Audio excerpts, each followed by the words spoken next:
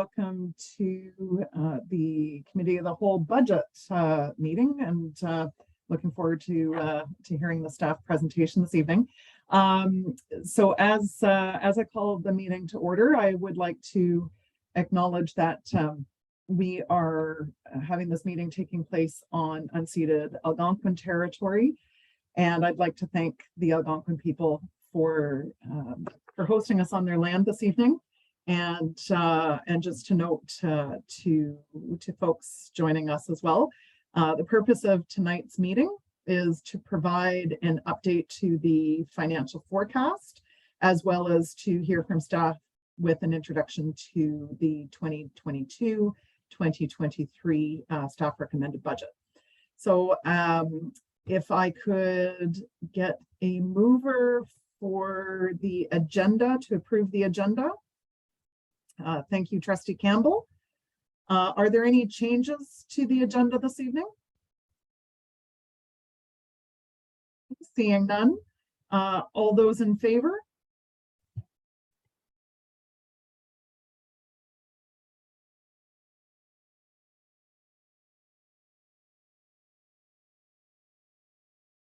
Thank you. Any opposed?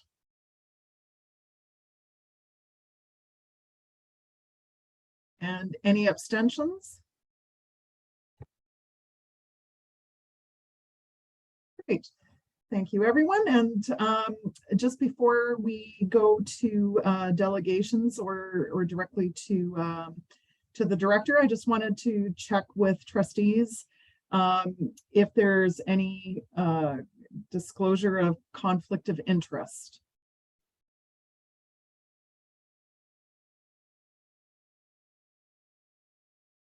Okay, seeing none.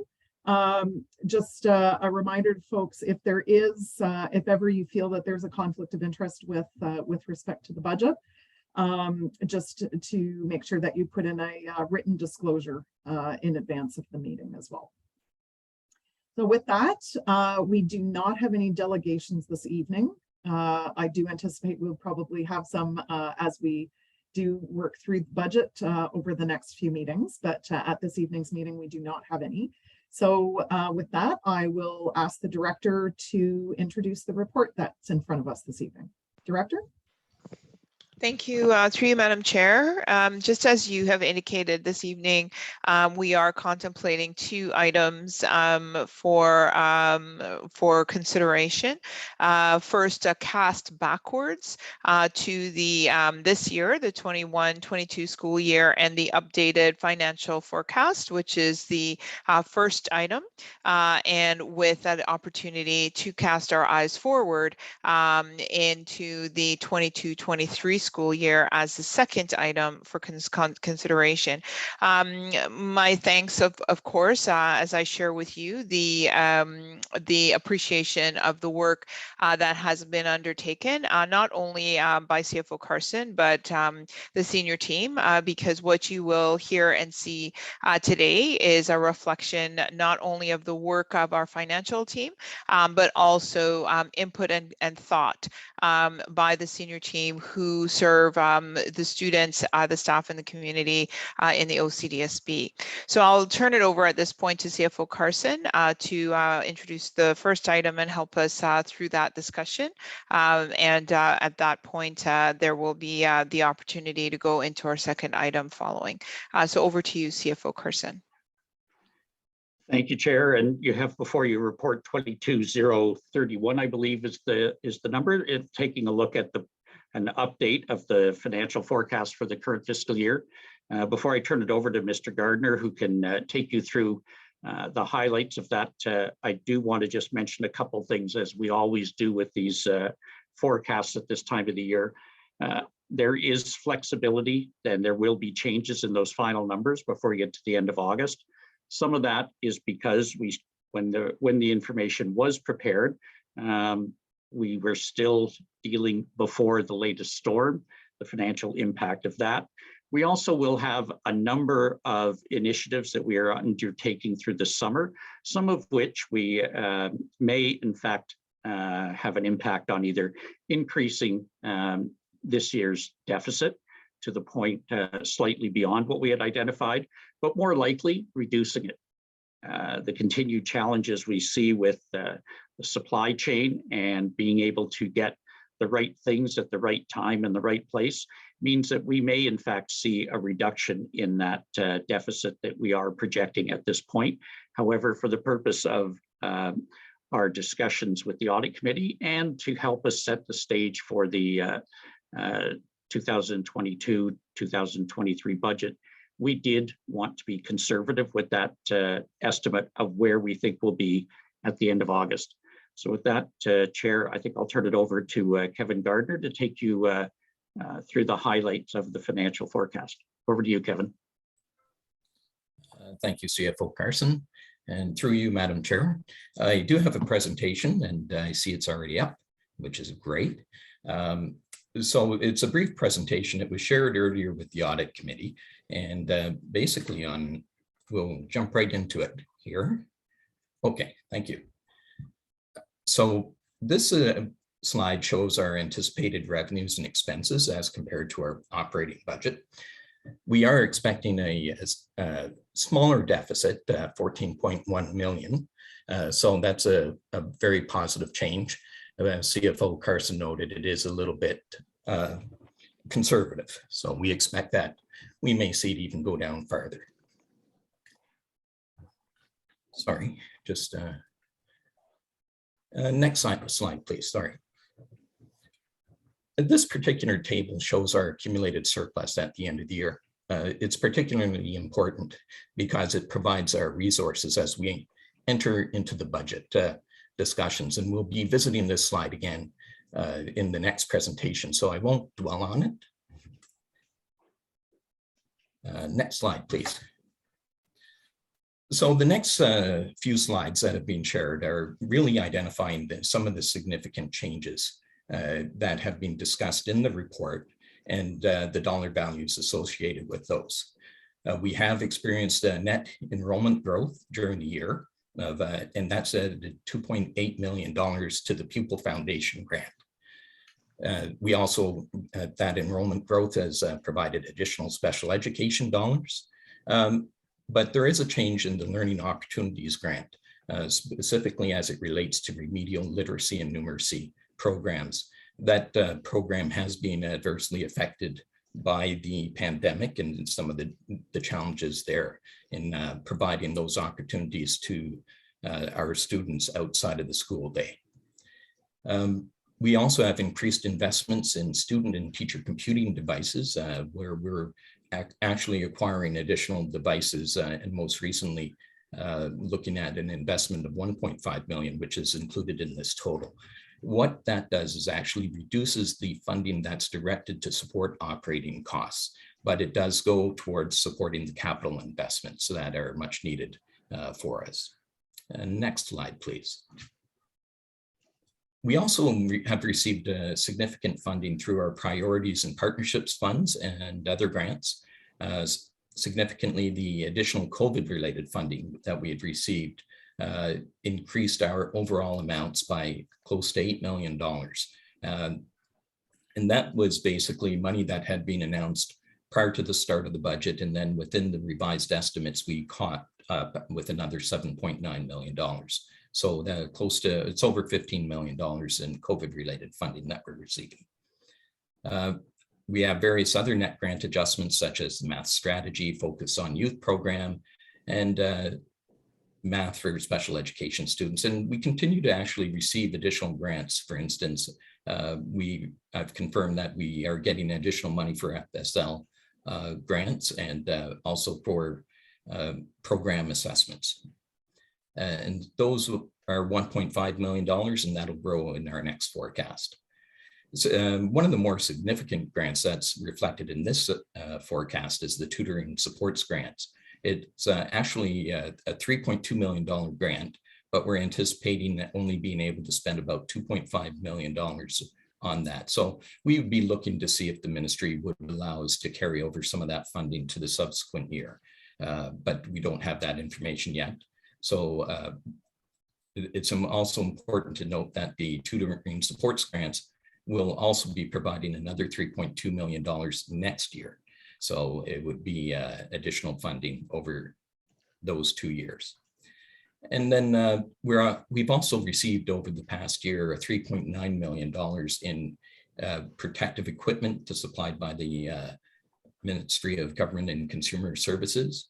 We had initially estimated that we'd received $3 million, but that's gone up to $3.9 million. There's an associated cost that's reported of $3.9 million also for that. Next slide, please.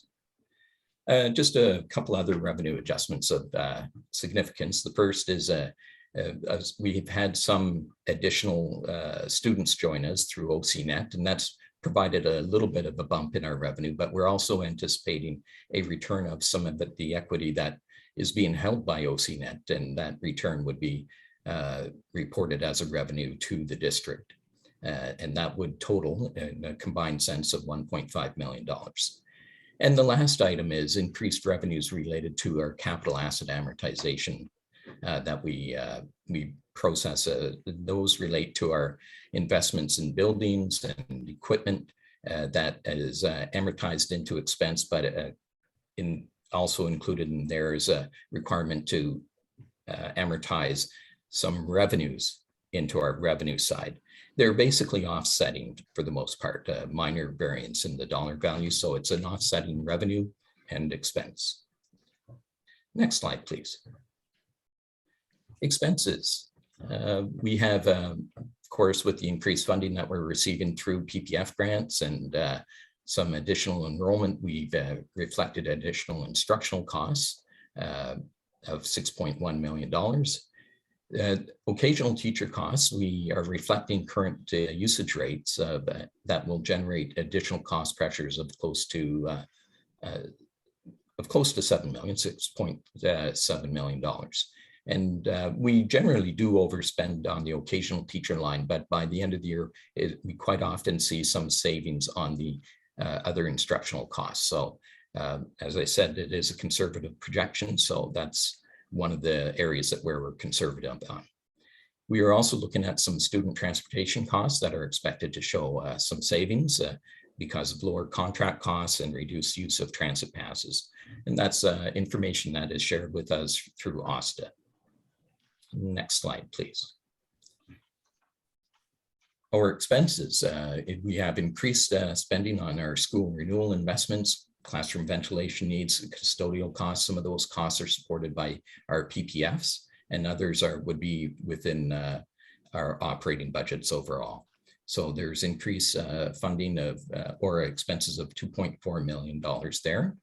I talked briefly about the deferred capital contributions, the revenue of 5.1.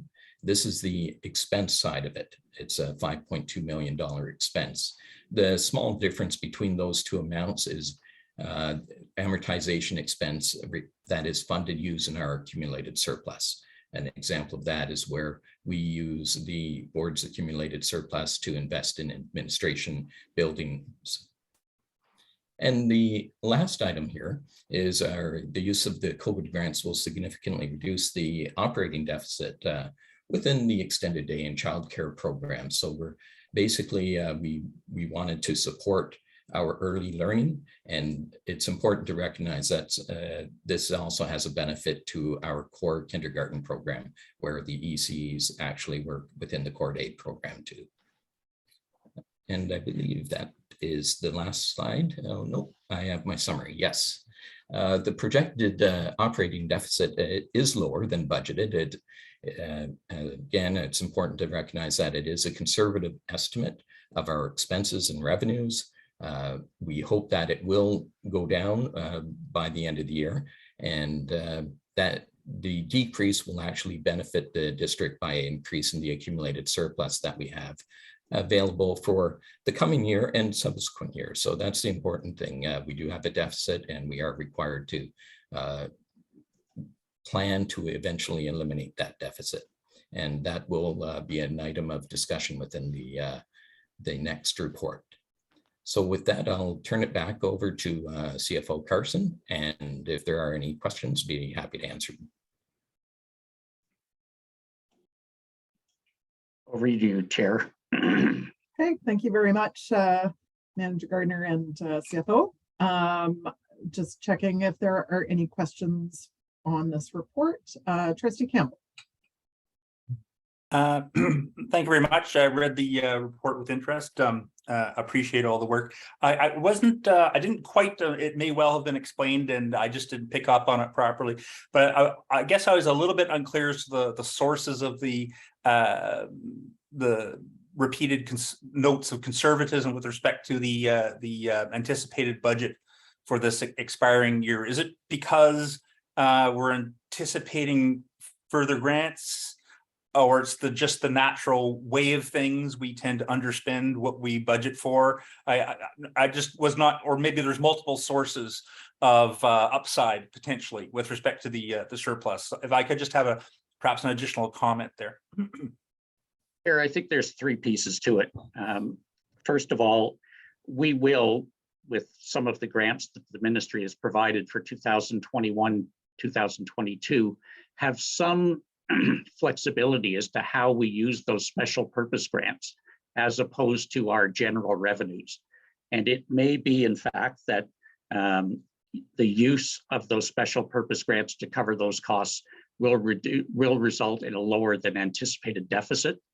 It doesn't mean that we're playing with numbers, but if, as we approach August, we find that not all of the expenditures that had been anticipated to be charged against that grant occurred, then we will, excuse me, look for other cases where we spent the same kind of dollars on the same kind of resources, but they had originally been charged to our main budget.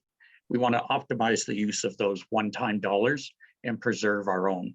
I think the second one is we continue to have a challenge when we try to estimate the full and final impact of staffing costs as we deal with absenteeism or our inability to fill all of our budgeted positions. And we are always trying to get better in that reporting.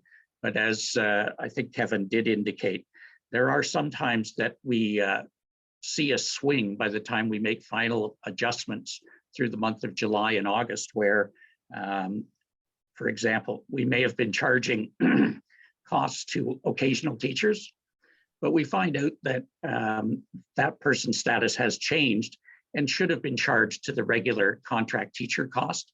And we had estimated a full-time person there. And in fact, there being that salary and that position is filled by the OT. It's a lag in our systems, certainly something that we've talked about. And at some point, we will need to take a look at an overhaul of some of those systems to allow us not just more timely, but something that doesn't take as much manual intervention to get a handle on. But I think those are the key items. And as I said, the supply chain, the challenges with the supply chain are twofold. We're seeing huge price increases in a lot of products, but at the same time, they're products that even if you were willing to pay the higher price, you can't get. So I think that's the third item that we are trying to see what the impact is. I think we did mention at board previously, I know we discussed it at the audit committee, we did take advantage of some of the savings that we've already achieved to allow us to advance purchases of Chromebooks, of classroom furniture for kindergarten, to put those expenditures into 2021-22 and take some pressure off of 2022 2023. So those are I think the main pieces in that sort of little revolving wheel as we try to pin down the number. Thanks, Great. Chair. A supplementary, if I may, on the same topic. And thanks for the reply. It's very helpful. So would it be fair to say that this is as conservative as usual, an estimate of year-end surplus, or an especially conservative estimate of year-end surplus? Because some of the things mentioned seem to me to be things, for instance, the occasional teachers, et cetera, sort of it's a recurrent story. It's something that happens every year. So I think, Chair, I don't think it's any more conservative. There's there are some unknowns, some year-end accounting adjustments that need to be made. The one that we have talked about in the past sometimes is the actuarial adjustment of some of the cost of future, the cost of future benefits. And we have had years where the actuarial evaluation resulted in an increase of more than $2 to $3 million from what we had anticipated. And that swing can be $2 or $3 million. So we try not to anticipate all of the savings from that. So no, I think we've done this with the usual kind of work that we do. And in fact, we did have a serious discussion about it. We had originally thought we might have seen a lower number, but really this year we have seen higher costs, and our success in recruiting staff had been better than in the previous year. So we're seeing those higher costs flow through. Thank you for the generous reply. That's it. Okay, thank you, Trustee Campbell. And next I have Trustee Penny. Thank you very much, Madam Chair, and thank you very much for this report, CFO Carson. I'm just trying to make a bit of sense out of Appendix C. I know that just as a layperson, perhaps I should not, but there's two columns there. One is called, to the right, one is called 2021-22 forecast, and then the one right next to it is called 2021-22 forecast. So what is the difference between those two? Through you, Madam Chair, that's my error. It went to publication before. It's the second column, which is beside the budget column, should say revised estimates. I just inadvertently copied over the title. Okay, thank you very much, Manager Gardner. And one other thing that I'm trying to sort out is that there appears to be a little bit of a, what is evident is there's sort of some accounting stuff going on, because there's amortization is revenue as well as an expense, because it looks like some deferred revenue stuff is happening. Am I getting that correct? Is it, or am I way off base here, or what's going on with that? That's correct, Chair. And the ministry continues to operate and evaluate school boards on a cash basis, but we are required to report on an accrual basis. So in many cases, we are required to fund something upfront, create that deferred revenue so that we can match it against the amortization as it occurs. In some cases where it's not fully funded, we will see a difference between the amount of the amortization expense and the revenue. If necessary, we can always provide some further information on that if people would like it. No, that's okay. It's just, I just wanted to make sure I understood, because to a lot of people that might be very, very confusing about what the heck's going on there, but thank you for that clarification. So did some of those deferrals come from the fact that we weren't able to use the capital right away, some of our capital, or what is the majority of some of those deferrals? Again, there's a couple of components. Kevin, can you run through that, please?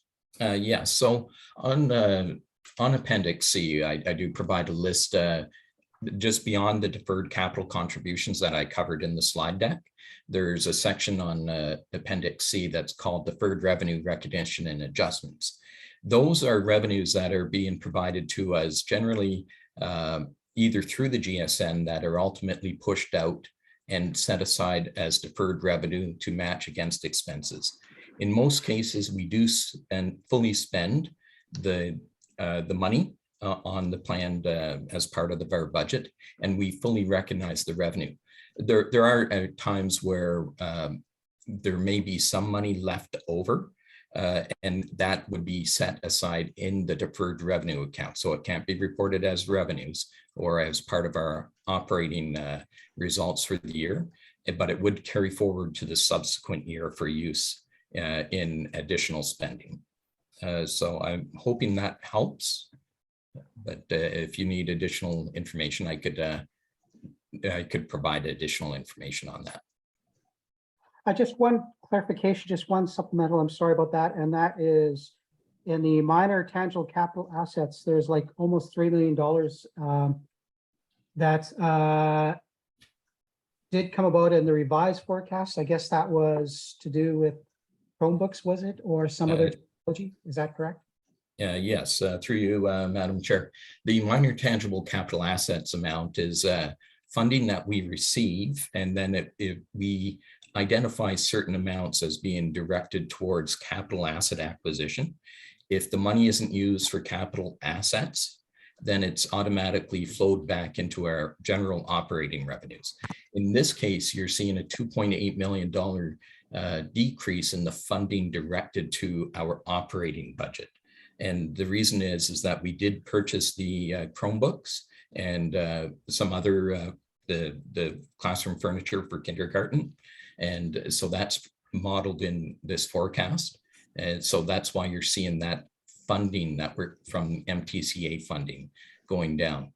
So the MTCA funding is very unique. It's a 2% of our GSN operating allocation, and it's automatically set aside as revenue for the acquisition of minor tangible capital assets. And if we were to buy no assets or no equipment, all that money would automatically flow into the operating budget to support any of our needs that are not capital, so any operating expense. So hopefully I could elaborate on that in the budget Q&A, actually, because it is something that will be present within that the budget cycle too. All right, thank you very much. Really appreciate the answers. Okay.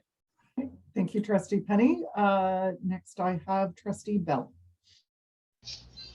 Hello, good evening, everyone. Can you hear me? Can I get a thumbs up, Kevin, if you can hear me? Yes, okay, great. I think the first budget that I participated in, I might have been Keith, maybe Sandra. I think someone told me there was no stupid questions because the budget process is very complex. And so I just wanted to reiterate that message here in this forum. I believe what I heard regarding the learning opportunities allocation and the decrease by 1.1 million was due to enrollment. And I think I read that as well. And there was a decrease in that. So this is a program that would support additional, I guess it would be literacy and numeracy. And so I'm just wondering, I would love to know how we got into that position, if that's possible, but what we can do to not be in that position to ensure that that money is used up next year is a question. And then the second question is, will that money in fact be used for similar purposes next year? Does it in fact carry over? Well, thank you for the question, and through you, Madam Chair. The literacy and numeracy funding is very unique. It's within the Learning Opportunities Grant. It's a program that provides our students, and I believe it's also available to their parents, remedial programs for literacy and numeracy outside of the normal school day. So it's before school, after school, maybe at lunch, but not part of the normal school day. So in the absence of having the participants in those programs, we do not receive the funding. But it's also important to recognize that we would not incur costs either. So there is an adjustment, and that is probably something that it's important to clarify. So it's not necessarily a full one-to-one reduction in our revenues and costs, but there would be lower costs associated with that. As for going forward, in the budget that is being recommended, we have been more conservative in our estimates of participation in the program because the effects of the pandemic has had a significant impact on the number of participants. So we have reduced our revenues projection, and we've reduced our cost projection, and that's highlighted within the subsequent report. Here, if I may, I think that's the key part, is that through much of 21-22, we did see restrictions on people attending school. There were still some concerns and some hesitancy on the part of parents to engage in all of those after-school activities and the additional hours. So it certainly is one that we will be taking a look at. Superintendent Brady, I know, always looks at that along with her staff as we try to make sure that we really use that as a strong support for kids. But it is specifically targeted for outside of the regular instructional day.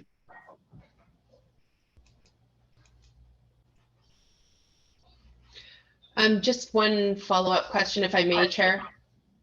Yep, go ahead.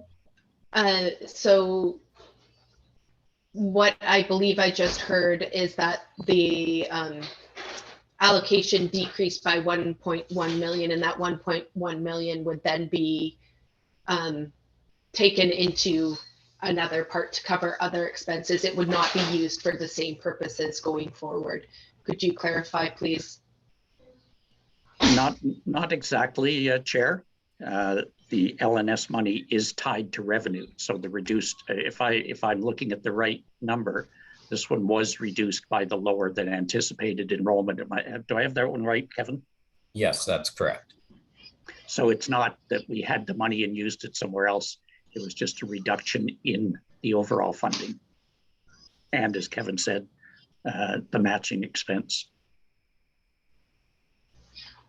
Okay, thank you very much for those clarifications. I really hope that those types of programs will be much more successful next year than they were this year.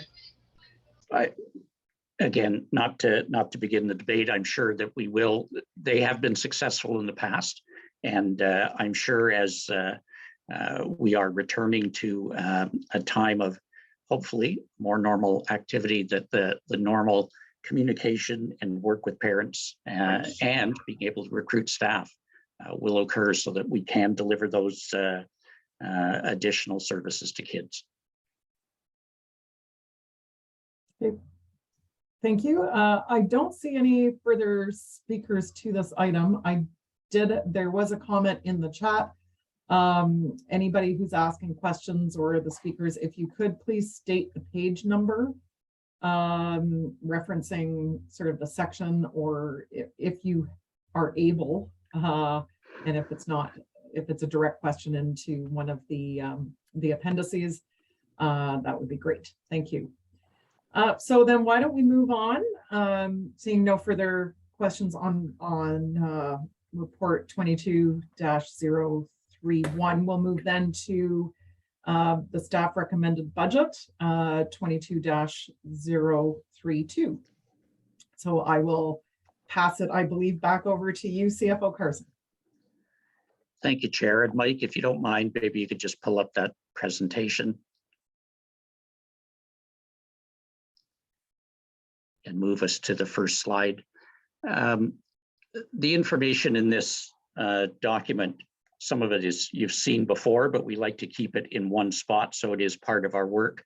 Tonight, I do want to take a few minutes though and emphasize the importance of how the budget, the planning work does in fact work towards trying to make sure we use our fiscal resources to support children, staff, and families as best we can within our legislated requirements. The other reason I try to bring this forward, approving a budget is far more than just a bookkeeping or a fiduciary duty. In many ways, there are discussions that we sometimes don't always get to during the year that don't surface until budget.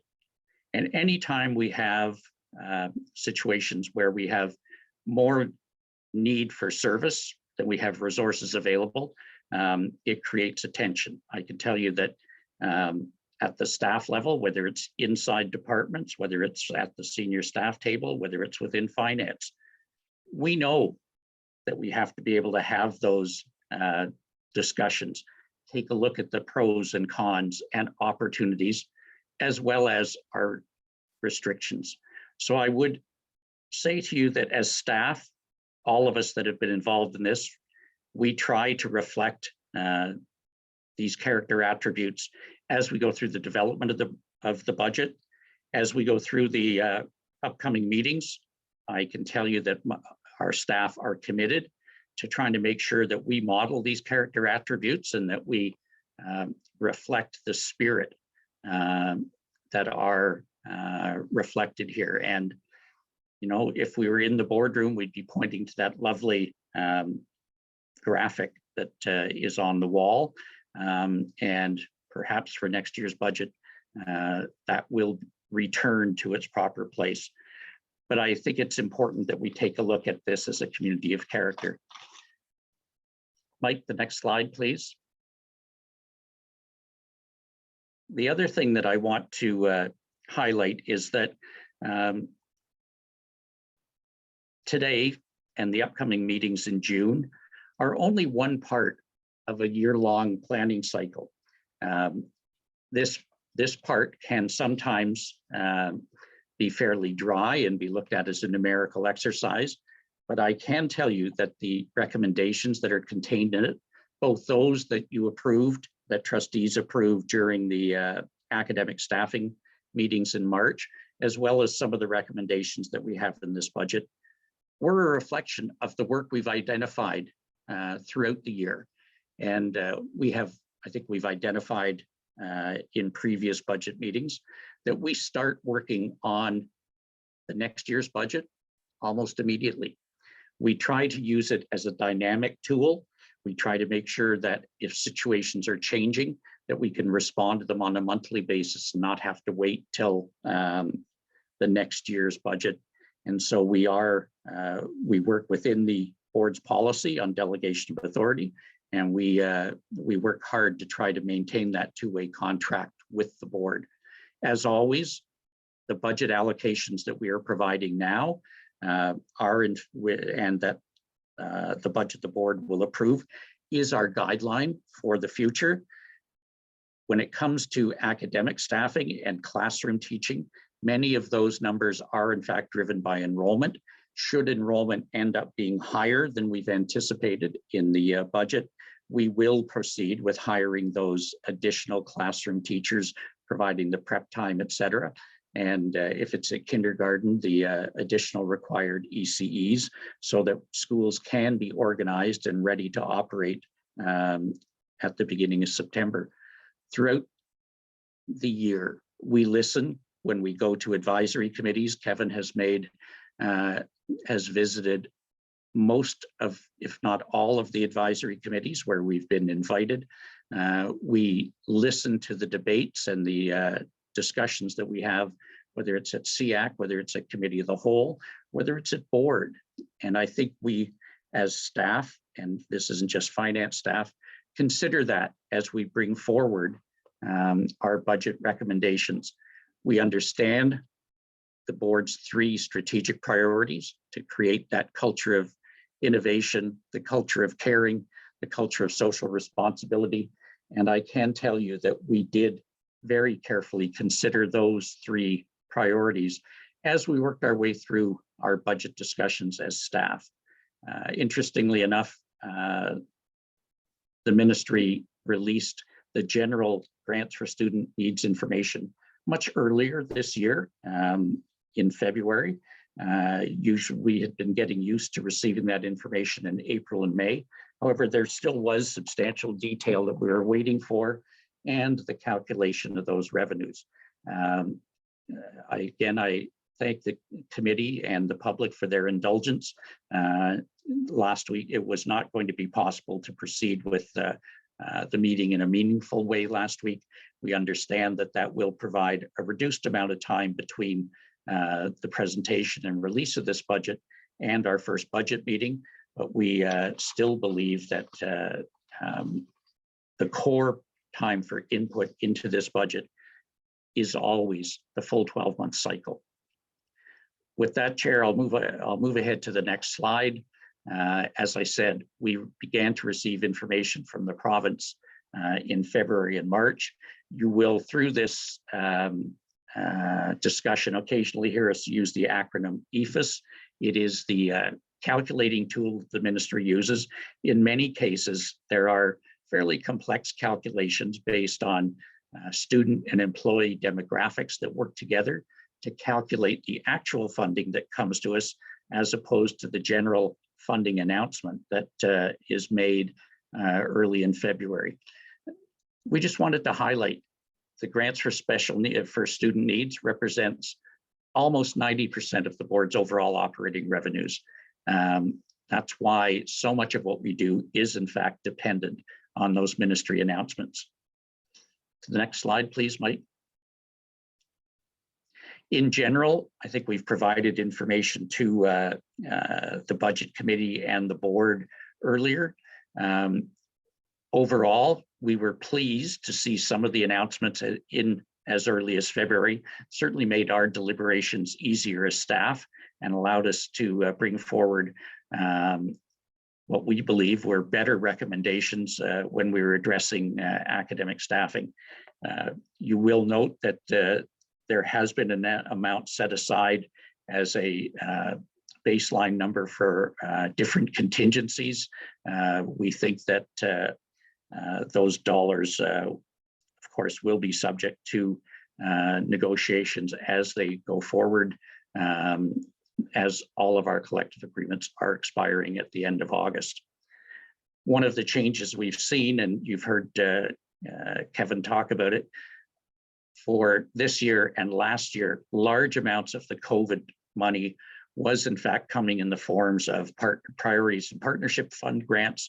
They were being handled as a separate grant to us as a transfer payment organization. Many of those were rolled into the grant for student need for 2022-23. That does not mean it's been made permanent. It simply means that it is it's changing the way in which we will be reporting that information. I think one of the most significant announcements, and we discussed it at the time of academic staffing, was that the province did announce that the support for student funds would be extended for one more year. You may recall that amount and funding had been established as a result of collective bargaining in the last two rounds of negotiations, and the funding supports approximately 84.5 full-time equivalents. Had the province not made that announcement regarding the future of the Support for Students Fund, we would have been in a very significantly different situation looking at our budget for 22-23. The next slide, please, Mike. I think we have seen some changes from the ministry. And again, always hate to be whining. We have seen increases in the benchmarks for increased allocations for technology and for schools operations, supplies and services, things like the cost of utilities, the cost of supplies and materials. But it's clear that the increased rate of inflation that we are seeing, partly as a result of all of the infrastructure spending that has been put in place by all levels of government as they tried to get the economy back on the road, is outpacing some of those benchmark increases. And we as school boards have already begun advocating with the ministry to try to identify a process so that that can be monitored. And if possible, during the course of the year, look for areas where we could receive some enhanced funding. There are no guarantees, but we do know that in the past, there were times when the province was able to find additional dollars through the course of the year to address some of those cost increases as they were experienced by school boards. Kevin has talked about, and the budget report identifies those PPFs that were transferred to the GSN, a number of areas of intervention for French as a second language, the Parent Reaching Out grant, which had up until now had always been on an annual basis coming through the transfer payment process, and it meant that we were often unable to identify the amount and begin the spending or begin the planning for the spending of those dollars until later in the year. So we were pleased to see that. It does also create a small learning and innovation fund for teachers, and there are additional resources being provided to support students' mental health plans. The next slide, please, Mike. Throughout this process, we have wrestled with trying to make sure that the decisions we make, which are going to have an impact not just next year, but in the years following, will support our strategic plan. And as we've noted, we have 3 objectives: to create and support a culture of innovation, caring, and social responsibility. Our challenge when we try to build a budget, your challenge when you're approving a budget, is to do the best we can to align these available resources to maximize the likelihood of the achievement of those 3 priorities. That's a responsibility we take very, very seriously. Mike, the next slide, please. As you know, our revenues are enrollment driven. We had seen significant decline in enrollment in the first year following COVID. We saw a slight recovery in 2021-22, and we have included in the budget for next year a continued recovery of enrollment. As I always say, we were preparing that estimate in October, November, and December. It may be, people always ask me, how sure are we? Are we being conservative? Are we too conservative? We believe that we did this time around make an adjustment to assume a slightly higher elementary enrollment than we had originally. I think we have seen continued growth in Ottawa, and so we are comfortable with including that and the additional revenue as part of the budget. Secondary enrollment looks like it will be up again. Again, we have not yet returned to the levels that we experienced pre-pandemic, but we are in fact seeing a trend in the right direction. And these enrollment increases are in many cases very heavily loaded at the bottom end with our kindergartens and primary grades, which means that we will see that growth continue through the system and for a number of years in the future. The extended day program is one that we've talked about, and I think we all know that we have had challenges there through the pandemic. Obviously, parents have begun to return to school. They've begun to take a look at childcare again and return to our programs. We expect to see that continue, not just us, but across the city. And so the budget is based on the assumption that we will return not to the full levels we were before, but certainly that we are moving forward in that direction. Thanks, Mike. This slide may look familiar. Staff developed it last year to try to talk a little bit about those things that remain key in our minds as we look forward to 2022, 2023. We know we have to find resources for the strategic plan. We have some very, very key areas that have to be addressed. We still see the fallout from COVID. While we obviously will not be incurring the same level of costs for PPE, we know that some of the changes that have been made with respect, for example, to ventilation, the provincial investment in increased mechanical ventilation means that we will see increased operating costs. When you're changing, when you're increasing the airflow and changing that, the number of times that the air in the building is turning over, obviously the cost of heating that air or cooling the air will increase significantly. The other 3 areas, though, that need to be considered is the OCDSB's continued commitment to equity, to beginning to try to address the needs of those students, particularly those who come from communities that have been historically marginalized. We know that we need to find a way to better serve those students. I think we've all heard of, and we've probably all experienced with families, friends, and colleagues at work, the mental health challenges that have been highlighted.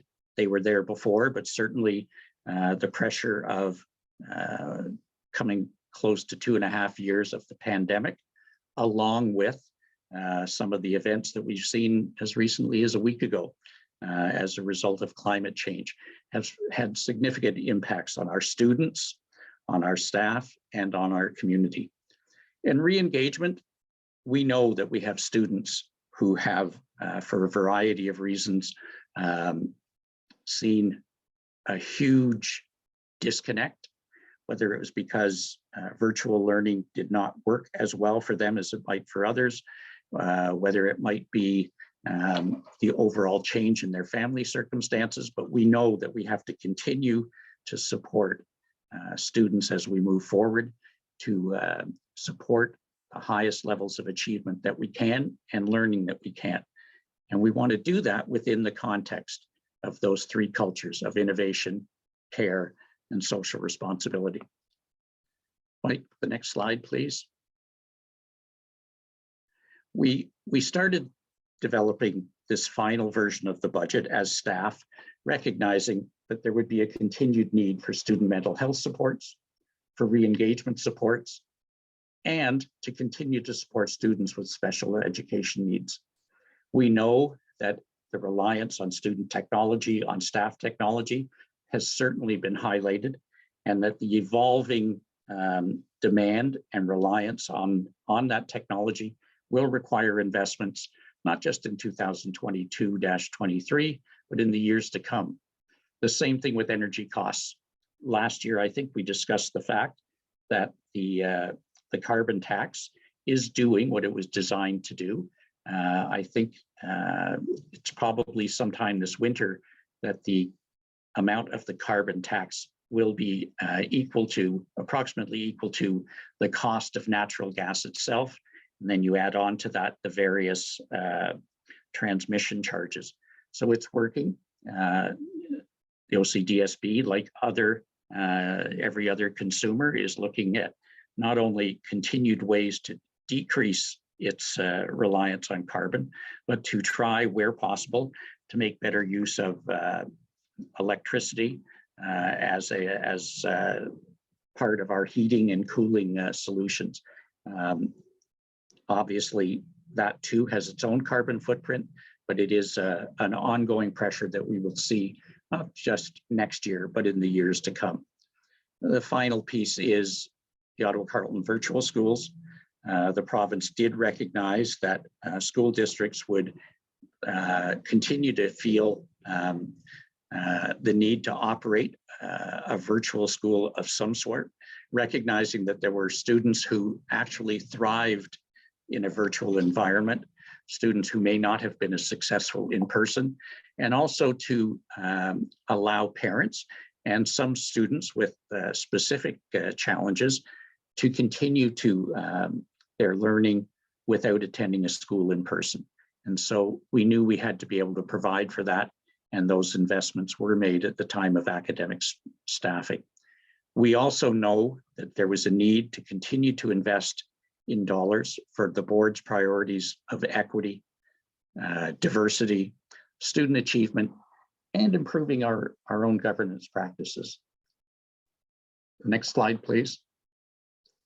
One of the most important decisions that we made, and I believe we've been fairly clear with this committee from the beginning, that we would in fact be developing a budget that recommended a deficit. As you know, the ministry considers a budget compliant with the Education Act if the deficit does not exceed 1% of the board's operating funding. In our case, that's approximately $9.2 million. In the past, we had often said that we were comfortable with recommending that sort of deficit because as an agency with pretty strong cost controls, we were often finding that we would not exceed budgets in some areas. In other areas, we would experience savings. And so we often said, if we want to achieve a break even, we need to budget for a deficit, maybe not the full 1%, maybe a number closer to 5 million. But we believe that this is a year of transition. It is a year that as we come out of COVID and begin to address the fallout from the pandemic and the changes that the City of Ottawa and our families have experienced, that we wanted as much as possible to provide as much stability for families, for staff as we could. And so you'll see that the staff recommended budget does in fact propose a deficit of approximately 1% or $9 million. That includes a number of new investments, many of which were made at the time of academic staffing and will support students directly in the classroom. It also allows us to address many of the cost pressures that we've identified in the report. I can't repeat enough. It was important to us to recommend a budget that is less than the 1% limit. If we go beyond 1%, we require the approval of the Minister of Education. And we have always argued that whenever possible, we want the plans, the funding decisions to be made locally and not left in the hands of the minister. And so the next slide, slide 12, shows that change. It does show that we are budgeting for a deficit that is approximately $6 million less than the current year. Mike, the next slide, please. Slide 13, the ministry provides funding allocations. Those funding allocations are included in the left-hand column. There is a process we go through to assign those costs and expenses to those individual budgets. And because the province allocates funds on a formula, in most cases, the board is not required to spend those dollars in the same manner. And so there have been years, for example, when facilities was significantly reduced in its budget, and some of those savings were applied to offset what we would call the underfunding of special education, what the ministry might call overspending, as opposed to the underfunding. This year, that shortfall in special education is expected to be on the order of $8.25 million. And that will account for the lion's share of the budget that we are, of the deficit budget that we are recommending. The other areas, transportation right now is budgeted at an increased amount. We have seen surpluses in transportation in each of the last 2 to 3 years, but that was really due to the reduced number of in-person school days, and secondly, the continued challenges in recruiting and retaining enough drivers to meet all of the demands of our routes. The next slide, please, Mike. One of the things I would like to point out is that we try hard not to plan just for this year, but also for next year. We and the years thereafter. The board does accumulate a surplus. This chart shows that it had decreased as low as $4.5 million. We had in fact anticipated that reduction. I will be frank, we didn't think it would get that low. We had always thought it would be at about 9 million.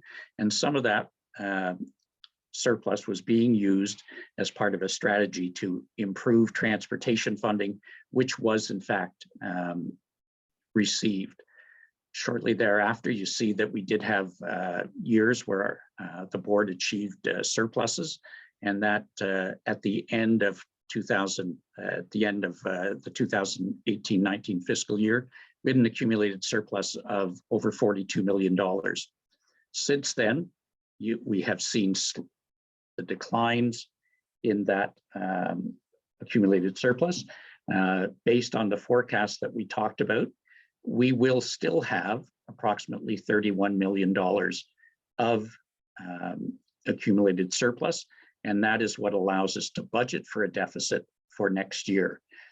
I do have to reinforce, however, you can't continue to budget for deficits year after year after year without refreshing those reserves. And so it's why the recommendations that we've made, while they are significant, will not be able to address all of the needs that people had talked about, that people had identified. Had we tried to address them all in this year, we would have found ourselves very quickly next year in 2022-23 having to look at significant ways to reduce our costs so that we could live within the amount of funds that were remaining in the accumulated surplus. And for those of us that have been with the board for a while, we know what it was like for that roller coaster. It isn't good for kids, it isn't good for our staff, it isn't good for the district. And so we do want to, as we go through our planning, try to be prudent in the recommendations that we've made. The next slide is really a summary of the change in revenues, and I think certainly the biggest single number is the net GSN revenues, and we've talked about why increased enrollment is driving that, along with the movement of some funds that we had previously received but are now being included in the overall GSN. With your permission, I would like to just take a minute on the next slides to talk about the changes in staffing that have already been approved. When we made our recommendations for changes in academic staffing in March, we knew that we would see enrollment growth, but we also knew that there were areas that we needed to find a way to serve more effectively. And so on slide 17, we wanted to show the changes that are that have already been identified and approved. In elementary staffing, obviously the largest number is being driven by enrollment. We did make changes in the delivery model of the LDSIP. We added a couple of literacy coaches. I think they were literacy. I'd have to I apologize. We had a couple of competing proposals. Superintendent Tawaj, I'm sure, will correct me if I've got that in the wrong category. We also added an additional teacher for those students with hearing and visual difficulties.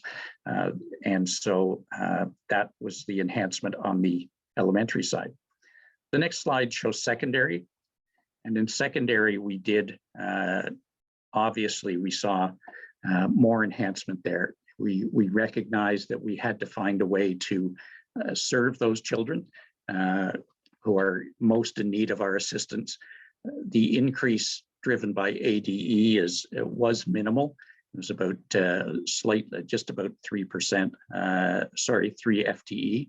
But we do have a number of additional staff to support programs such as the School Within a College program, which supports our students in their early days at college with more hands-on support to help them move to an educational future that they thought they might never have been involved in. Same thing with the Family Reception Center. It was to provide an additional FTE to support in the area of student success and guidance. We wanted to make sure that we could, through student success support, add to the support that's provided through the Urban Priorities Grant. And then in the area of special education, and we've talked about it before, over the years, the OCDSB has added a number of specialized classes at the elementary panel, as we saw increasing numbers of children who were best served in those specialized classes. Those students are aging and growing in our system, and we have a continued need to add those classes. I just highlight that because we know that in the absence of either a change in a delivery model or a change in the profile of the students coming forward, we will continue to see the need to add those classes in the future. And we do not anticipate special education funding will increase at the same level. You'll see that there were also increases made in the area of guidance coaches, the adding of a DD class, and some staffing, a small amount, but it was important to help support the GLP program at OTSS. In addition, I know sometimes we have a discussion about frontline staff versus administrators. in addition to the 3 positions that were identified with the new schools that will be coming on board, we did recognize that there was a need to help provide leadership to our very, very key initiatives. First of all, the focus on de-streaming to support the work that's being done across the curriculum. Second was to help support the work that we are doing within diversity, Indigenous education, and our human rights work and equity work. A vice principal to help support the work that Superintendent Dua is leading with respect to the SAIT schools. And we have identified, even though it was an increase in an FTE, the recognition that it certainly was time, if not overdue, to reclassify our the person leading our Indigenous services to the position of principal. Those changes certainly have committed many of the dollars that we had available through the balance of the budget. As we've worked our way through, we did talk about the minimizing the amounts of further commitments. We did not want to overextend beyond that 1%, but we were able to identify a way to support some positions internally. We were able to identify dollars that will support an additional SCLT position, again, tied to safe schools. We provided the FTEs that will be required to support our new schools as they come on board, the custodians and the office staff. An extra position has been recommended to support community engagement with the raised schools and with their communities. As well, in special education, we have been able to recommend the hiring of 35 full-time equivalent of EAs. Some of those are tied to the additional specialized classes, but the bulk of them will be part of our overall allocation to schools next year in order to help serve students and to support the schools in the delivery of program. We know that we also needed to be able to provide supports, and they're outlined in the report in more detail, tied to our safe schools and overall well-being areas. Finally, in EDP and kindergarten, there is a net increase of ECEs as we look forward to the increase in enrollment. In EDP, we also see the return to early learning assistance, and there was a conversion that we are identifying as part of the budget, which had occurred previously, where a position in our toddler preschool program had been specifically identified as a cook. Through a number of changes in the operation, that position will be the cook position will be officially eliminated, and it will become an ECE position. Slide 21 is highlighting the cost pressures that we see. And we know, for example, that we will see increase in compensation costs as we work our way through collective bargaining.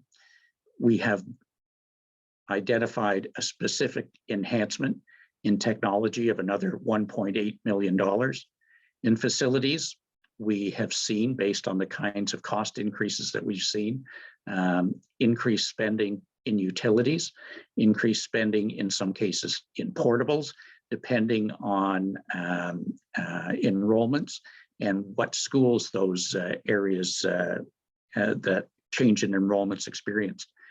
I think during the initial forecast, you heard Mr. Gardner talk about capital asset amortization and how that is offset on the revenue side. We do see a return to increased levels of international student enrollment that will result in an increased fee coming to us. An increased fee that we will be paying to OCNet for managing that program on our behalf. And that will at some point be offset by a return from them to the board at the end of their fiscal year.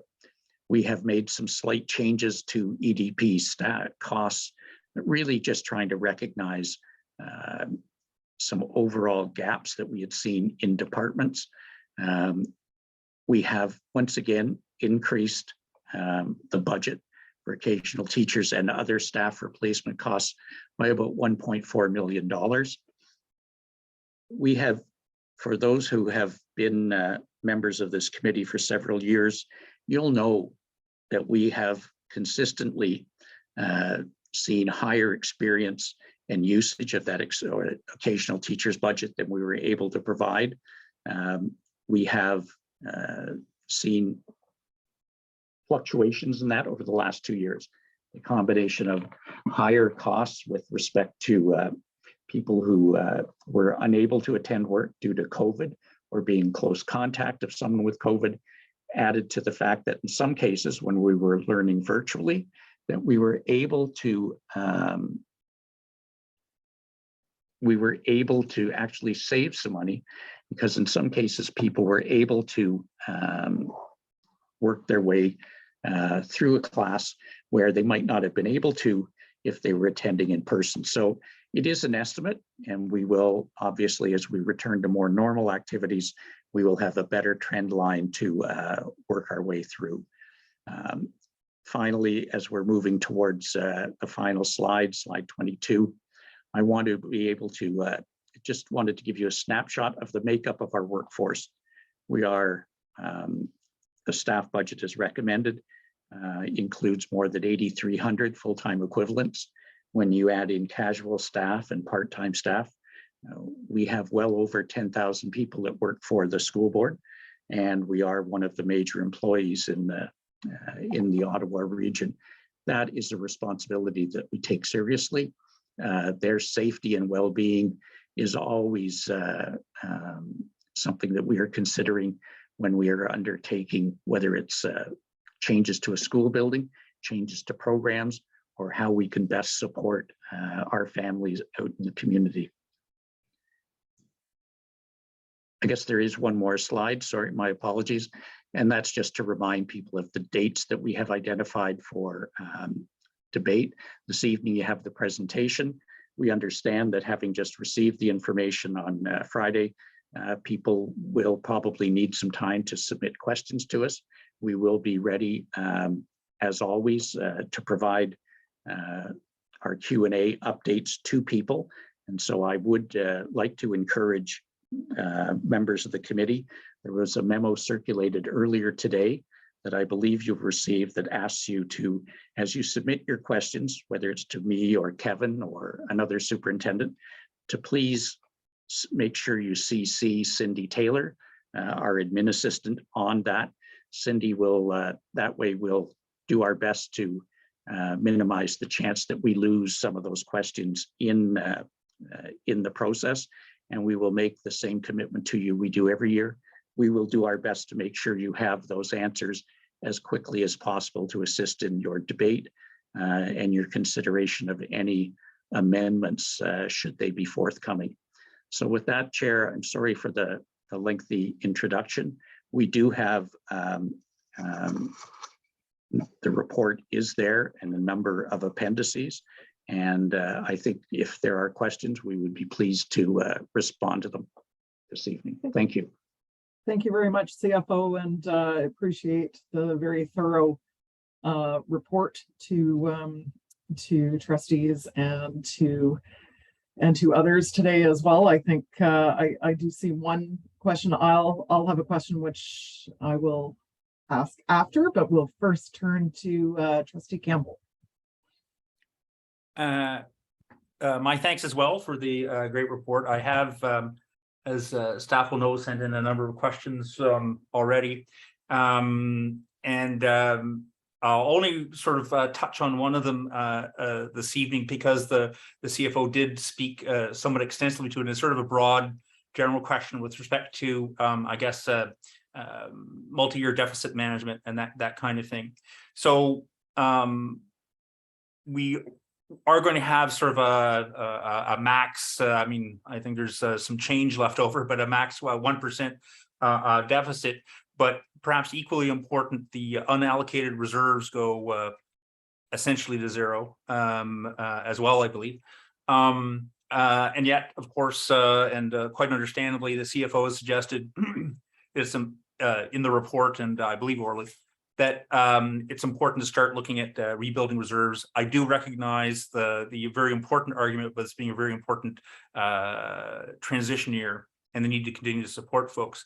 All that said, how do we see reserves being rebuilt? Because with a number of new staff hires, and I'm all for these hires and the EAs and the ECs, you know, if we can do it. But because it does seem to be, you know, deficit financing a lot of hires. And I guess I'm just sort of wondering, how do we move forward to start to rebuild reserves without very hard years with respect to staffing next year? Sure, that's been the topic of staff's debate since the fall. Included in the recommendations for this year are a number of staff positions that are designed to respond to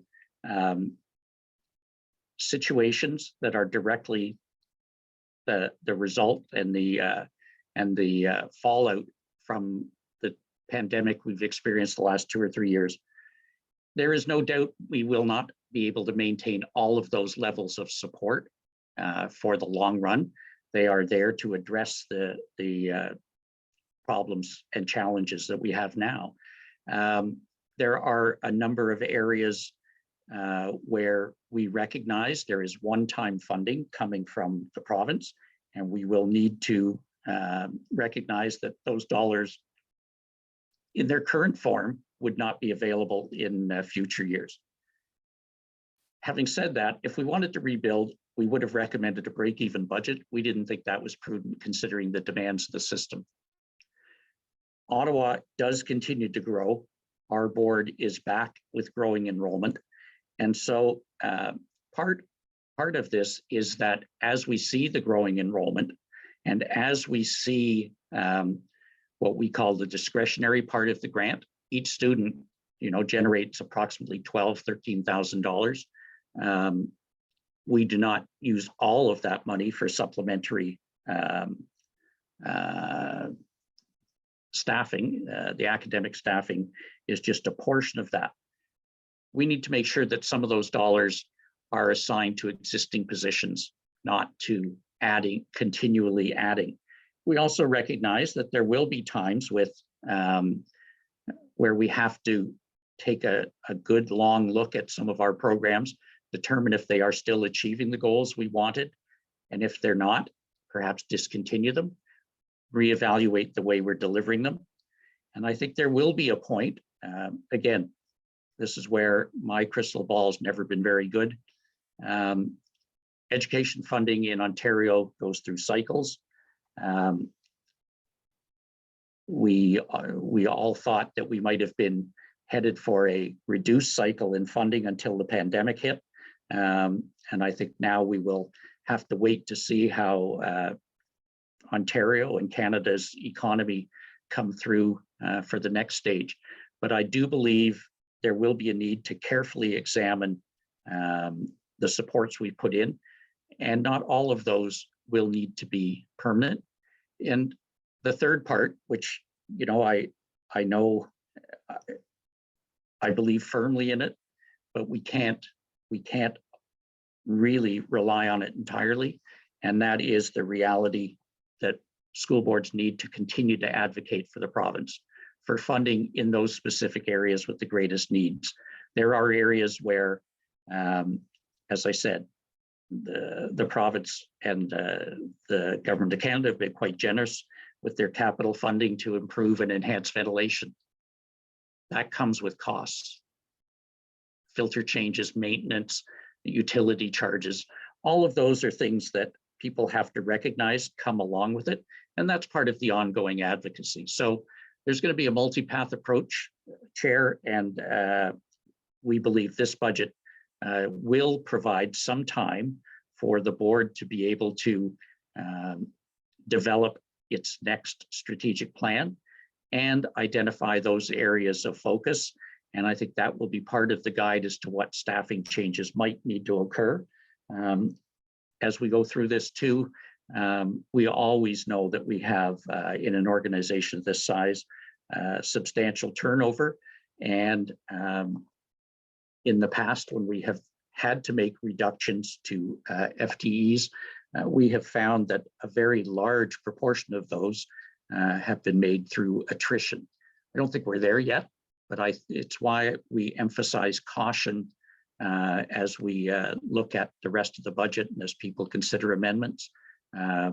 There were a number of very, very worthwhile recommendations that we saw coming forward from departments that we simply said, we can't do it. Our focus was in the classroom this year, and we continued that focus, but it will be part of the broader discussion in the next couple of years. Thank you very much for that extended reply, and I very much appreciate its thoroughness. I'll certainly reflect on that. It does make sense. I guess a last question, if I may, and that actually intersects a little bit with some of the CFO's concluding comments and his recent reply to me here. And that is I don't know that I'm motivated at this time. I'll have to see what kinds of answers I get to some of my questions, but to amend up the spend. But if a trustee, just in principle, so we know what the rules of the road are here, if a trustee was so motivated to amend up the spend, would that be to the 1%, which we're not quite at yet? Or would staff be looking for an offsetting savings as part of the amendment? Chair, I think there's about 150,000 to the upset limit, give or take.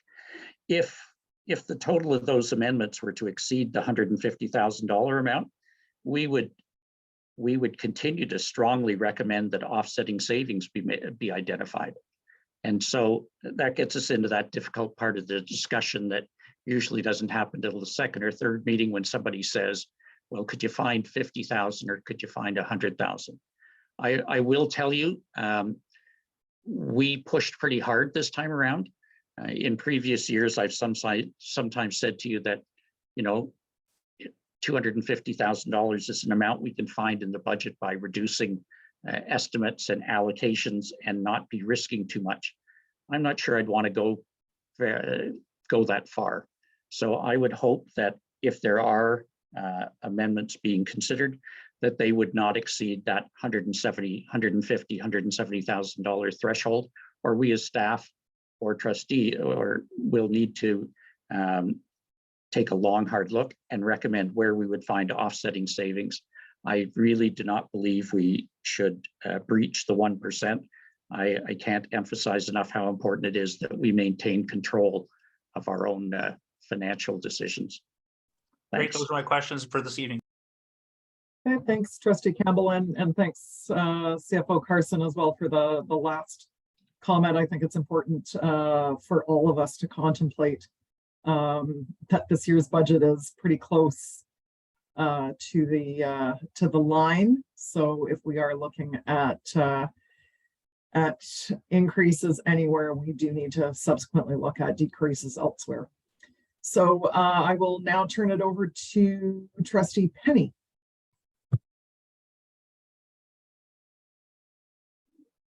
Thank you very much, Madam Chair. And I do have some specific questions just looking at this budget. And thank you very much for your work, CFO, and your staff in developing this.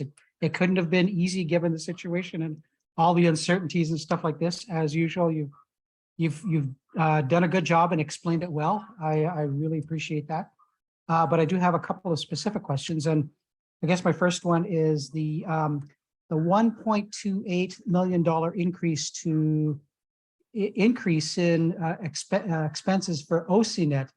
I'm assuming that we are going to do that with an eye of actually gaining additional revenue in the future. But what would be your idea of a return on investment on that additional investment?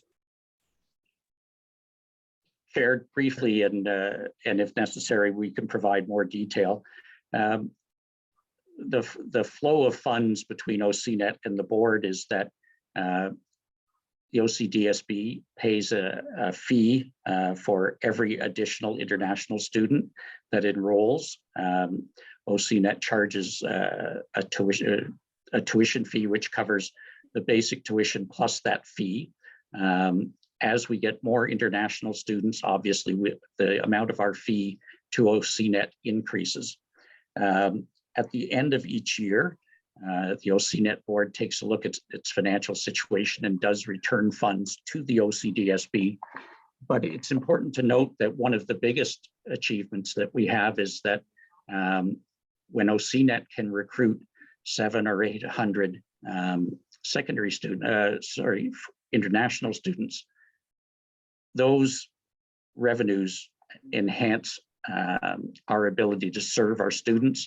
The total tuition fee stays with us. And in some cases, our marginal costs do not increase that much. And so that's the first return, is that it increases the board's overall revenues. The second is that as OCNet has been successful, not just in recruiting international students, but in some of the short to medium stay programs, they also were able to generate surpluses, and those dollars over the years have flowed back to the board in a number of ways. There are certain positions within secondary staffing that are specifically identified as being funded through OCNet. In addition, OCNet has often provided us an overall stipend back to the board to help address some central needs to support ESL students, all of our ESL students, not just OCNet. And then finally, they do provide a stipend to the individual schools who are hosting those students. So there's a number of flows both ways, but that is why we do see an increase in the cost. But elsewhere in the budget, you will see a significant increase in revenue. Okay, thank you very much. But we don't really have a number that we can land on, right? To say that, you know, dollar for dollar, we invest this much and we get this much back. Just an idea, just to know that we're doing something good, sort of thing, right? Yeah, we can provide a little bit of a history of that for you, for the committee chair. I think, you know, at one point we were receiving, in addition to the overall foreign student revenue, we were receiving annually $300,000 to $400,000 from OCNet. That number had varied recently as over the last 5 years, as they were working with some program enhancements, some direct spending to support students. There's a substantial investment on the part of OCNet for students obtaining their international certificate. So we'll take it away and see if we can provide a chart that would be helpful to the committee. Okay, thank you, CFO. I'm looking at page 6 on the budget binder, and there is we are saying that there's an additional $2.6 million for OSTA, which is certainly understandable. I'm just wondering, was that an estimate on our part, or did that number come from OSTA? And does that include like the astronomical increase in the price of gas lately? And what's the risk in that going much higher in the future, actually? Chair, it was based on the budget that was approved by the OSTA board, developed by their staff. I will say there's a couple of factors. The increasing cost of fuel is covered directly by the province through a different mechanism. The fuel escalator clause was established maybe 5 or 6 years ago. Before, that was always the wild card that school boards and operators faced.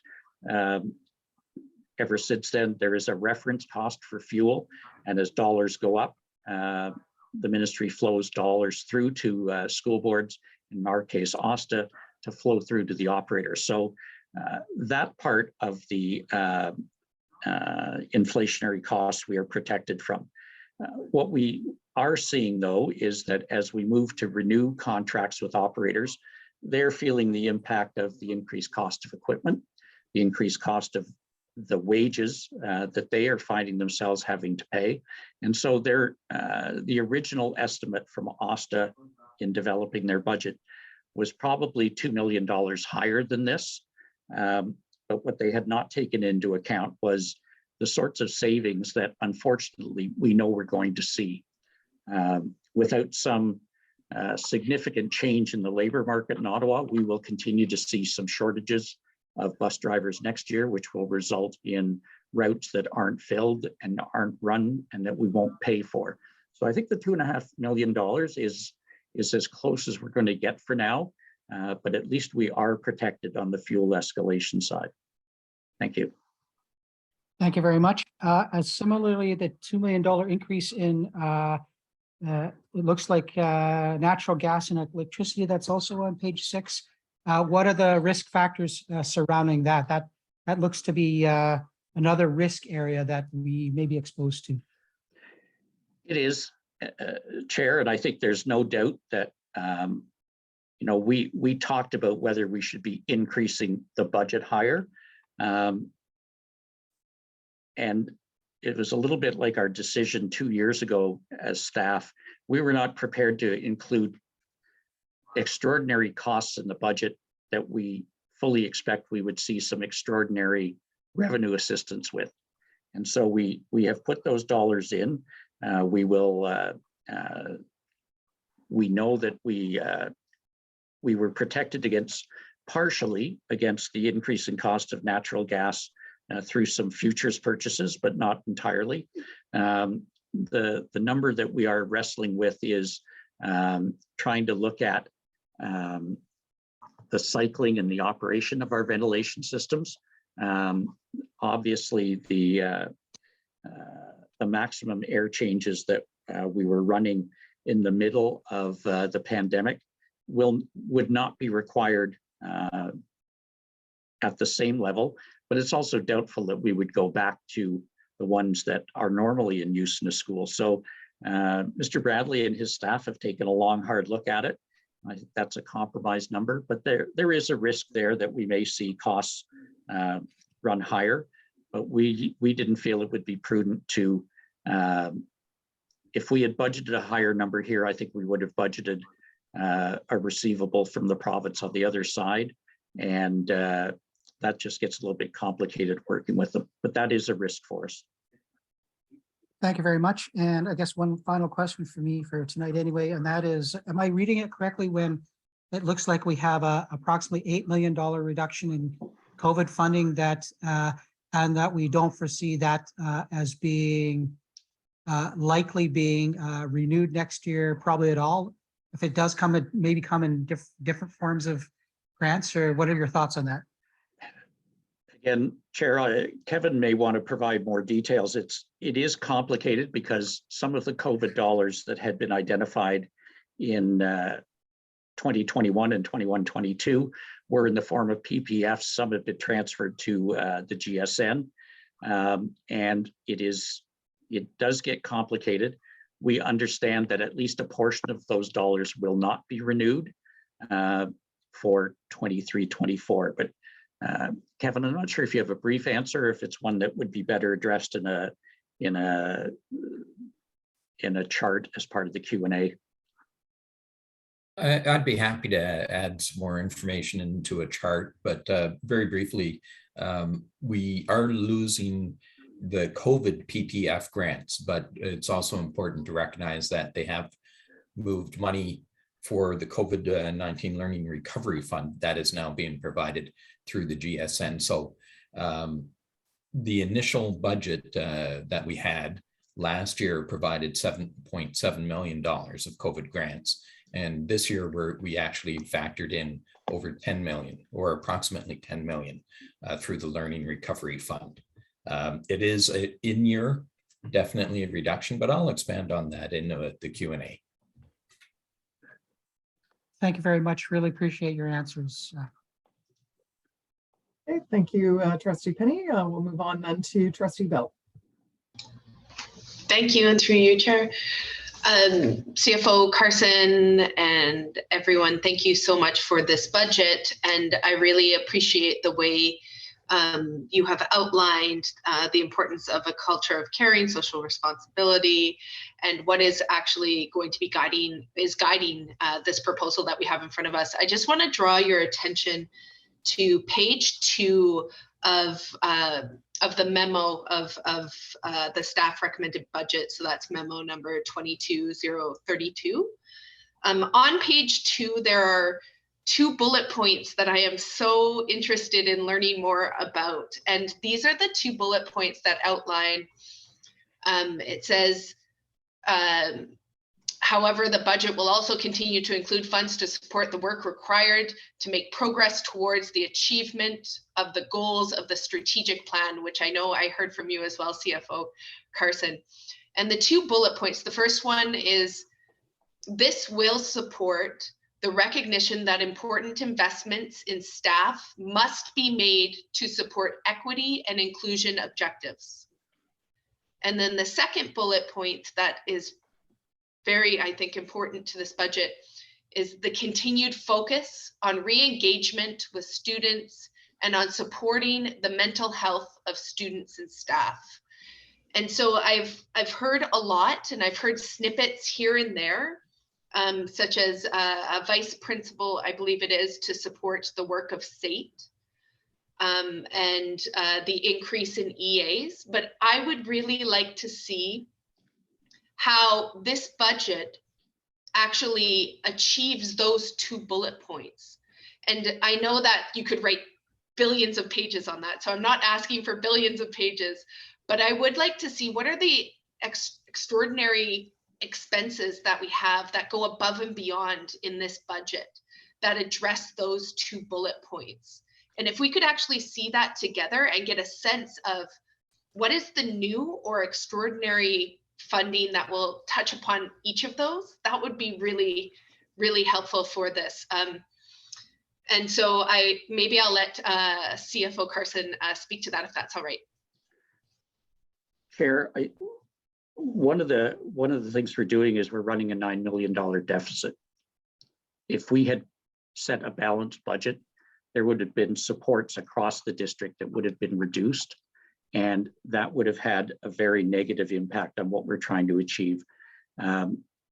We'll take a look. There are a lot of what we're doing is not so much adding staff, but reassigning the duties of existing staff to make sure that their focus is where it needs to be, and that we are not leaving those kids behind. But we'll take a look at it. I know it's we often have talked to staff about how we can, the equity roadmap is a wonderful document.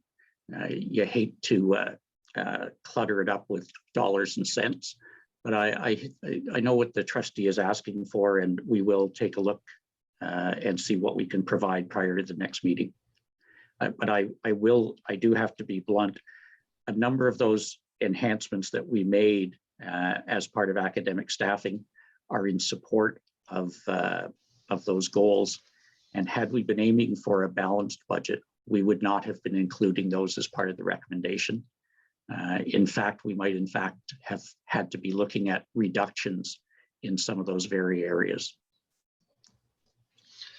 Well, may I go ahead, Chair? Sorry. Yeah, go ahead.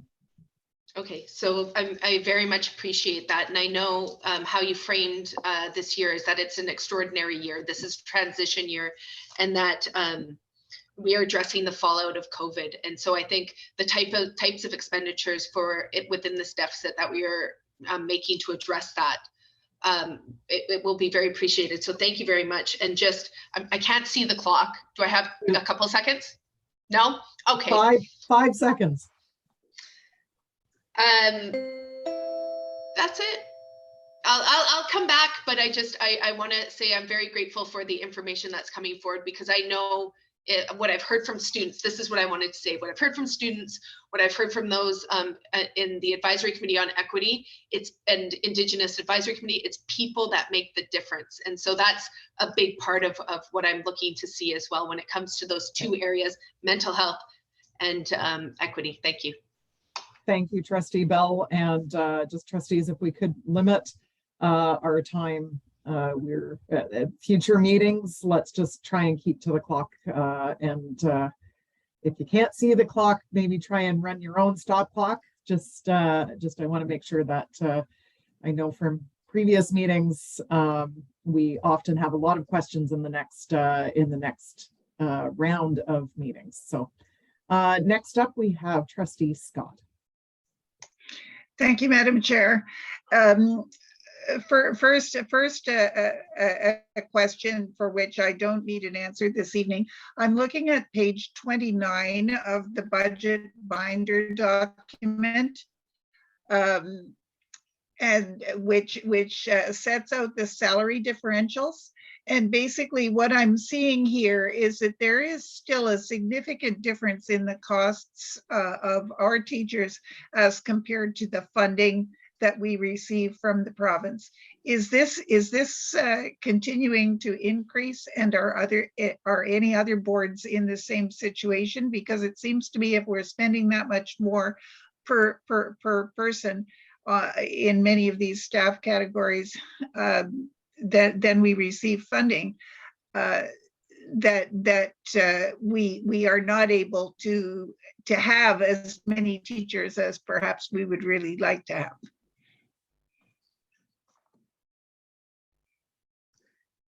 Chair, we can, I must admit, I have not followed up with other school districts about that salary differential. Seems like we've spent 20 years with the ministry about that one, and it doesn't go anywhere, and it won't go anywhere. I think a lot of it does get locked in, especially now that we're in provincial bargaining, and increases are just by a flat percentage amount, and we see it. We can take a look. I think I would expect that it's increasing because the number of our teachers are increasing. So one would think that gap is growing. Whether it's growing on an individual basis, I'll have to go back and take a look. Thank you for that. And the second one through you, I think, is a question for the director. And to some extent picks up on Trustee Bell's questions. Education is such a people-intensive thing, and yet it's not how many people you have, but it's who they are and how they work and what they do and how they interact with students or carry out their jobs. And one of the things we don't see a lot is how the numbers fit against the kinds of significant systemic changes that we are actually trying to achieve through the strategic plan. I wonder if we could have some comment on how we actually are making the changes that we want to see by changing how we do things as opposed to how many people we have doing things. Through you, Chair. So you've asked a very complex question that requires a very long answer, which I will not do tonight. But what I will do is simply touch on a few key points, Chair Scott. So you're quite right in saying that when it is that we put initiatives in place, we put people in place, but the purpose of putting people in place is how to change how it is that we engage. So a number of our initiatives, SATE being one of them, does put a focus on how it is that we change how we engage so that we have a precise improvement. Some of the work that is happening around de-streaming is another example of that. We're looking at how it is that we take new curriculum, different curriculum, and we change the pedagogy and instruction to ensure that students who we have a different different kind of student profile in the classrooms. The students have a different experience. So we haven't changed out the teachers. We haven't added necessarily more teachers. We have added some coaches to support those teachers. But for all intents and purposes, the majority of the change will happen with the people who are currently in place, with some support and some assistance. So we could look at that through special education. We could look at that through even how it is that we deliver social work supports. We're continually learning. And so we abandon certain practices to engage other practices so that we are able to support our students in a more modern and efficient way. We see the same thing with how it is we've approached technology, and the way technology is used in our classrooms today is not the way it was used 2 years ago or 5 years ago. And so what that means is not necessarily the addition of a lot of people. Yes, it does mean that there has been an addition of hardware, but that hardware is useless without a change in practice. And that's where the adjustment of behavior is what actually makes the impact, as opposed to the addition of lots and lots of people, if you will, to the resourcing. So I've come up with a few very quick examples. There's a lot of discussion that could be had, but I will turn it back to CFO Carson if he has anything additional. But Chair Scott, you did ask for a comment from the director, and that is my comment. I really don't have anything to add at this time. And that is much appreciated, because I think we sometimes forget that it is not always a matter of just putting more dollars in, but it is a matter of changing how we do things. And that can be one of the most challenging things of all for any institution that has, to some extent, a lot of inflexibility around some of the rules under which we operate. Thank you. Okay, thank you very much, Trustee Scott. I see Trustee Lyra has her hand up. It is. So I have a question about, I believe it's number 12, page 6. It says that the ministry has not extended the provision to allow us to spend more than 1% of the accumulated surplus for the upcoming school year. Do we suspect that is likely to change between now and when we have to pass a budget, or have they said, no, definitely not happening? Chair, it's, I've talked about crystal balls. I think it's the move to increase the 1% limit to 2% was strictly tied to the uncertainty around the pandemic. I do not believe we would see a change in that. The return to the 1% limit, I think, was part of the beginning of the return to normal, and to ask school boards to begin to return their operations to a more normal state. So I don't believe we will see any changes in that in the coming months. Okay, follow-up question. We are spending $9 million out of the reserves to help cover the impacts that COVID has had on learning in our students. What do we think that $9 million is going to cover all of the costs? I would assume no, but how many years are we going to be overspending, and is our surplus big enough to cover the overspend that will take time to make sure that all of our students' our learning needs have been met? Chair, the arithmetic is simple. There's probably only another 2 or 3 years of overspending before the board would be in an accumulated deficit, and the ministry has acted quite swiftly when any boards have gotten into that position. So I don't think there are very many years ahead. I think we've indicated we have had a situation even this year where we have a number of demands for service needs in the community, some of which people come to the school board because other institutions, whether it's healthcare or child welfare or other organizations in the city, are not able to respond in the way they might have before. And so we are not always going to be able to fill that gap in services. I think we felt it was important this year to at least maintain the level of investment wherever possible. And as I said, we did make changes in academic staffing to address it. But I obviously I can't sit here and say we've addressed all of the needs, but I do think it's important to reiterate what the director said. We have looked at the way we deliver our services without increasing costs to try to make sure that the people we have, the resources we have, are in fact addressing those needs as effectively as we can without increasing our costs. Thanks. I'm going to try and clarify my question. As I understand it, we are spending this money to help meet the needs of students who are behind compared to where they should have been because of the pandemic. Do we think that we will be able to get those kids up to speed before we run out of accumulated surplus? How many years are we projecting it's going to take to get those kids up to where they would have been if there was no pandemic? Cheryl, I'm going to ask the director to respond to that. Again, our spending is aimed at meeting the needs of the students. Much of it has been highlighted by the pandemic. Some of it existed before then. I don't think I can give you a number of years.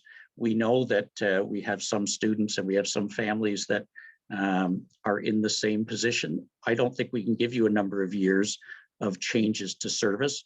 We are trying to meet the needs of those kids as they present themselves. But I don't think I can give you an answer on that, Trustee Lyra. I'm not trying to dodge. You can see where the dollars are and the amount of money that's available. But in terms of the kinds of services and the length of time that kids and families are going to need additional support, I'm not sure anyone can provide that detail that you're asking for. But the director, I think, had a comment. Yes, Director, I see you've taken your microphone off, so I'm not sure if you'd like to respond. Sure. It's a very good question, and it's a very reasonable question to ask. The unfortunate piece is that the question asks us to quantify something that's not quantifiable. So when we look at, for example, we think about the students who are entering kindergarten now, our year 2 kindergarten students do not know school outside of a COVID reality. The impact that reality has had on the development of students who are now 4 and 5 years old, who were 2 and 3 when the pandemic began, their socialization experiences are very different. So I cannot quantify how long it will take to close the gaps that have been created by that different kind of experience for those students. So we have not gone through an exercise of trying to quantify. What I can say, however, is that a good investment of time and money at this time around preparing our system to be able to continually support these students with new practices and a new approach that adjusts itself to the realities that these students are facing. That's where the investment is. How long it will take, I have no idea, and I don't know that is in fact at all quantifiable, because we've never experienced anything like this where we can go back and do any kind of empirical evidence seeking. So that adds to CFO Carson's question or response, but I will add the vision of hope from the point of view that the approach is in terms of changing our practice so that we recognize the new reality of the students that we have. We were fortunate at the start of the pandemic. We came into this with a pool of money set aside for a rainy day, as it were. There are going to be school boards around the province who did not start the pandemic with this cushion. And I'm wondering if we think we're not going to be able to get those kids up to speed, if we need to start working with the other school boards to do some advocacy to make sure that the needs of these students who have been impacted by the pandemic are not going to be ignored or left behind because we're no longer able to provide the funding that we're currently spending until they stop needing it. That's the direction of my question. I understand you can't quantify. Thank you for trying. I think, Chair, those discussions have already begun. Certainly at a staff level, I know that the senior business officials and it's my understanding code is as well have been developing, and in our discussions with the assistant deputy ministers and the deputy ministers, outlining the fact that there will continue to be a need for this kind of ongoing support, and that some of it is related to the pandemic. And as I said earlier, part of it was here before the pandemic, but it certainly had a brighter light cast on it. And so that is part of our ongoing advocacy, and I'm sure OPSPA is involved as well. With respect to your comment, yes, there are some boards that, like any group of organizations, we have some that have substantially larger reserves than we do as a percentage, and there are a few that have less than us. So it is a mixed bag, but that advocacy has already begun at a staff level. I don't think it ever really stopped. Thanks. Thank you. Those are all my questions. Okay, thank you, Trustee Lyra. I don't see any further speakers or questions. Just Trustee Penny, if you could take the chair for a moment, I do have one question. No problem. Go ahead, Trustee Schwartz. Okay, thank you very much. So I would like to ask a question specifically related to the occasional teacher line. And in Appendix F, it sort of articulates what the increase is from last year's budget of the 1.4. But when you were previously when you were presenting the revised estimates, it was indicating a 6.7 million increase from what the budget was last year. So that's actually like 5.4 million increase in the revision compared to what you have budgeted this year. So I'm just curious if CFO, if you could respond, do you see that as quite a high risk that will be overspending again? Because I do know from previous years, we do seem to overspend in this line item regularly. So it might be helpful, in fact, for us to see not just last year's, but maybe even pre-pandemic numbers and see if the pandemic is what's causing such a large increase or whether it's just a year over year. Thanks, Chair. And we'll take a look and see what we could produce. It is a good question. Part of it, and we do, have always looked at historical trends. We'll see what we've got. I do know there have been some allocation changes in the way that we've reported it that also affected, but I think we can look. In summary, though, yes, this is a risk factor that we may very well overspend, but there are routinely other areas where we underspend. So we did feel comfortable with this amount. I will tell you that we had some, Kevin would probably agree, we had some heated discussions about whether or not we could, whether that number needed to go down or up. And I think we sort of landed in a compromised position there, but it is one of those risk items as it is annually. Yeah, and I'm mindful of the fact that this is an area prior to the pandemic, we certainly had seen increased use, if you will, or increases in that occasional teacher line for several years. And I'm wondering if post-pandemic or as we continue on, if in fact this is an area where there really is great risk of it being even higher. And clearly this year is a good indication of it's being $6.7 million higher than anticipated. It certainly is a focus on wellness for our staff, and it is important. We have seen some underlying conditions that may have been out there before. Again, not to repeat, I guess I'm repeating myself. it's really been spotlighted by the pandemic and particularly those mental health issues that are arising. So it is an area of concern for all school districts. We did have a discussion of it at Audit Committee last week.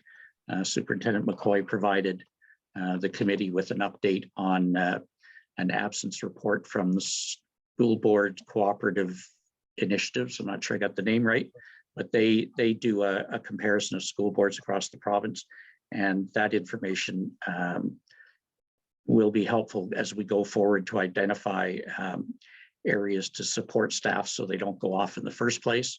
And secondly, if they are away, how we can help return them to work as soon as it makes sense.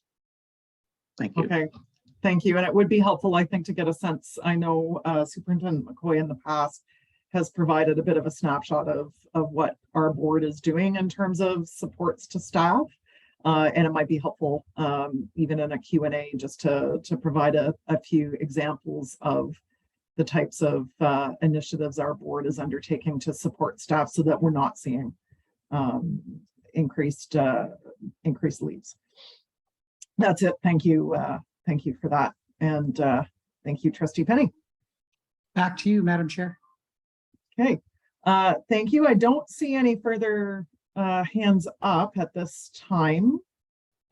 So I'll move on then to the next agenda item. So new business. I don't know if there's any new business from folks. And I'm not seeing any hands go up. So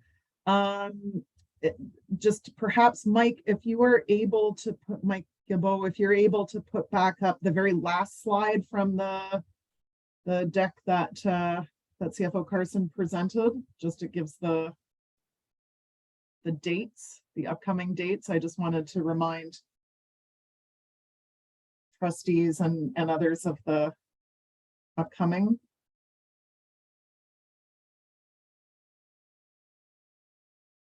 Yes, sorry, just loading that now. Sorry about that. Oh, sorry if I didn't ask for it previously. I probably should have.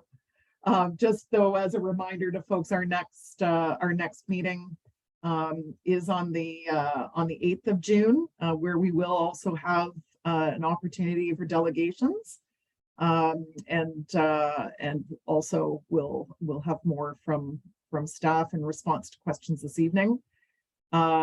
And then after that, we'll just continue on the 14th if necessary, the 16th as well of June, and if necessary, and then hopefully by the 20th of June, we'll have final approval of our staff recommended budget.